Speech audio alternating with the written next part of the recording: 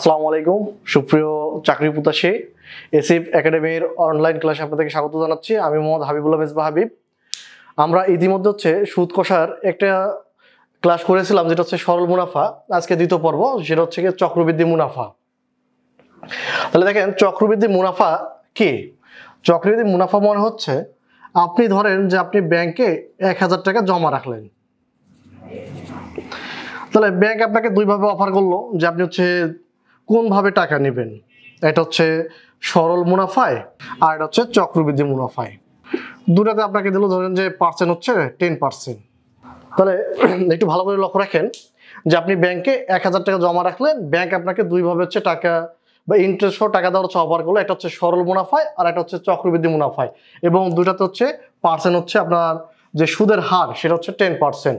তাহলে এখন দেখেন, ধরে নেন যে আপনি সময় দিলেন 3 বছর, যে টাকাটা রাখবেন সেটা সময় 3 বছর। তাহলে প্রথম বছর সরল মুনাফায় আপনাকে যে টাকাটা দিবে সেটা আপনার আসল মার্কা তো লেখা না ভাই,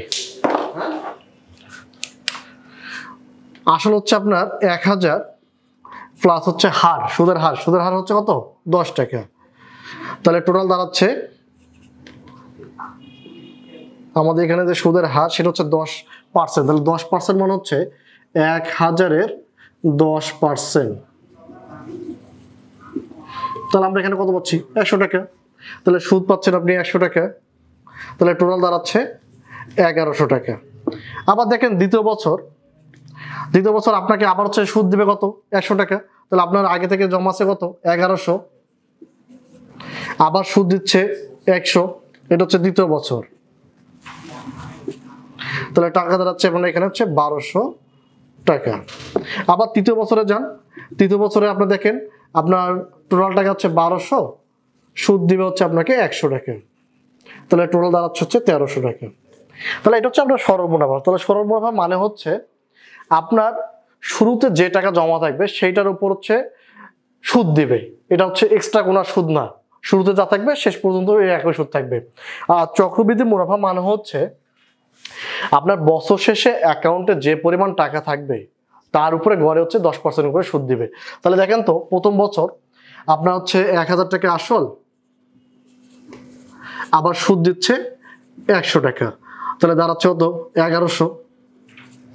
দ্বিতীয় বছর আপনার অ্যাকাউন্টে কিন্তু এখন 1100 টাকা আছে, আগে ছিল 1000, এখন কিন্তু 1100 টাকা।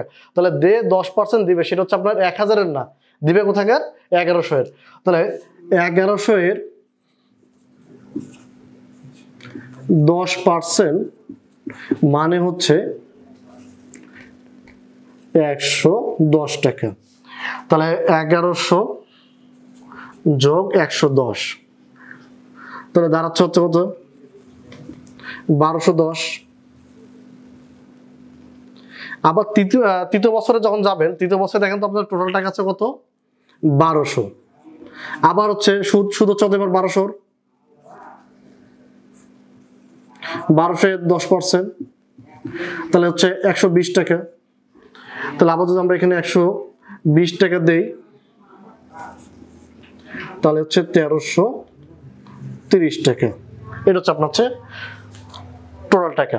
তাহলে এই যে প্রক্রিয়াটা, এই প্রক্রিয়াটা চক্রবৃদ্ধি মুনাফা। চক্রবৃদ্ধি মুনাফা মানে আপনার যে টোটাল টাকা থাকবে বছর শেষে গড়ে তার উপরে 10%। আর সরল মুনাফা মানে শুরুতে যা আছে ওই হারটাই আপনাকে শেষ পর্যন্ত দিবে। তাহলে আশা করি চক্রবৃদ্ধি মুনাফা কি আপনারা বুঝতে পারছেন। দেখেন, আপনি 1000 টাকা জমা রাখলেন, তাহলে আপনাকে ব্যাংক দুইভাবে অফার করলো। এটা সরল মুনাফা, এটা চক্রবৃদ্ধি মুনাফা। এবং দুইটাতে আপনাকে যে সুদের হার, সেটা 10% করে। তাহলে সরল মুনাফায় প্রথম বছর আপনার যে আসল টাকা থাকবে এবং 1000-এর 10% মানে কত? 100 টাকা। তাহলে টোটাল কত? 1100 টাকা। এবং দ্বিতীয় বছর আবার আপনার আসল ছিল 1100 টাকা এবং 1000-এর 10% মানে 100 টাকা। টোটাল কত? 1200 টাকা।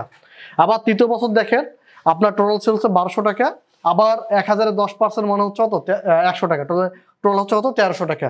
কিন্তু চক্রবৃদ্ধি মুনাফা মানে আপনার শুরুতে ছিল 1000, তাহলে প্রথম বছর দেখেন 1000 থাকবে এবং 1000-এর 10% সুদ, সেটা 100 টাকা। তাহলে টোটাল কত? 1100 টাকা। কিন্তু দ্বিতীয় বছর আপনার যে টোটাল টাকা থাকতেছে 1100 টাকা, এই 1100-এর উপরে কিন্তু আপনাকে 10% সুদ দিবে। তাহলে 1100-এর 10% সুদ মানে কত? 110 টাকা। তাহলে টোটাল কত 1210। আবার তৃতীয় বছর দেখেন আপনার টোটাল টাকা হচ্ছে কত 1210, তাহলে 1210-এর আবার 10% মানে হচ্ছে কত 121, তাহলে টোটাল গুলো কত হচ্ছে 1331। তাহলে এইটাই মূলত হচ্ছে চক্রবৃদ্ধি। চক্রবৃদ্ধি মানে হচ্ছে বছর শেষে আপনার অ্যাকাউন্টে যে পরিমাণ টাকা থাকবে সেটার উপর হচ্ছে 10% করে, এটা হচ্ছে প্রতি বছর করে দেওয়া হবে। এটাই হচ্ছে মূলত চক্রবৃদ্ধি মুনাফা। তাহলে আশা করি আপনারা চক্রবৃদ্ধি মুনাফা বুঝতে পারছেন। এখন দেখেন চক্রবৃদ্ধি মূলধন অথবা মুনাফা আসল বের করার জন্য একটা সূত্র আছে, পি ইন্টু 1 প্লাস আর পাওয়ার হচ্ছে এন। এখানে পি মানে হচ্ছে আমাদের মূলধন, আর আর মানে হচ্ছে সুদের হার, এন মানে হচ্ছে কত সময়। আর মুনাফা বের করার সূত্র হচ্ছে যে আমরা চক্রবৃদ্ধির মূলধনটা বের করব, সেখান থেকে হচ্ছে আসলটাকে যদি বের করে দেই বা বাদ দিয়ে দেই তাহলে আমরা কি পাচ্ছি মুনাফা পাচ্ছি। আমরা তাছাড়া হচ্ছে সূত্র বাদ দিয়ে হচ্ছে অনেক শর্টকাট নিয়মও করার চেষ্টা করব।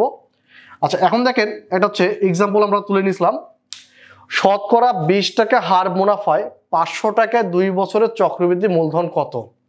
প্রশ্ন কি বলছে দেখেন, যে শতকরা 20 টাকা হার মুনাফায় 500 টাকায় 2 বছরের মূলধন কত। তাহলে আমরা কি সূত্র দিয়ে প্রয়োগ করি, তাহলে আমাদের মূলধন চাইছে চক্রবৃদ্ধি মূলধন, তাহলে সূত্র আমরা কি জানি, আমরা জানি হচ্ছে পি, আমরা সূত্র জানি পি ইন্টু 1 প্লাস আর পাওয়ার হচ্ছে এন। পি মানে হচ্ছে কি, পি মানে হচ্ছে এখানে আসল, আসল কত টাকা 500 টাকা, 1 প্লাস আর, আর মানে হচ্ছে হার, হার কত বলছে 20 টাকা মানে 20%, তাহলে উপরে হচ্ছে 20 নিচে হচ্ছে 100।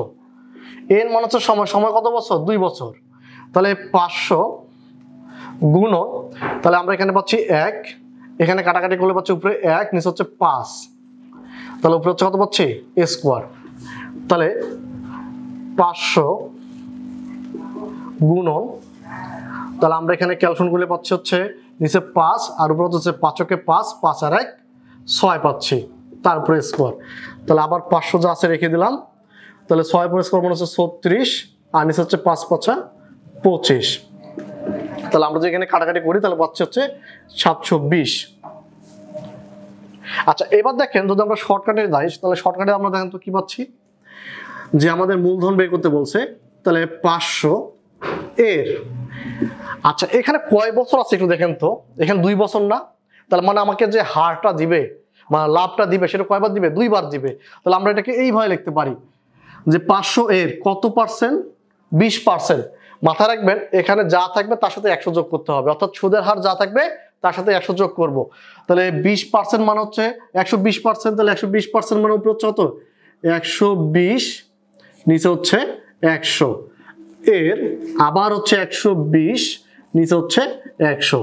জাস্ট এই জিনিসটা মাথায় রাখবেন যে এখানে জয় বছর হবে এই পার্সেন্ট হারটা আমরা ততবার নেব, যদি এখানে 3 বছর হয় তাহলে 3 বার নেব। তাহলে এখন যদি আমরা কাটাকাটি করি, এই 0 এই 0 কেটে দিলাম, আবার এই 0 এই 0 কেটে দিলাম, আবার দেখেন এই 0 এই 0 এখানকার দুটো 0 কেটে দিলাম, তাহলে 5 গুণ 12 আর 12 গুণ করলে হচ্ছে 144, তাহলে 5 দ্বারা গুণ হচ্ছে 4 5 20, আবার 4 5 20, 20 আর 2 হচ্ছে 22, 5 5 5 আর 2 7, 720 টাকা। তাহলে চাইলে আমরা এইভাবে বের করতে পারি, এইভাবে বের করতে পারি। তো আশা করি এই অঙ্কটা বুঝতে পারছেন।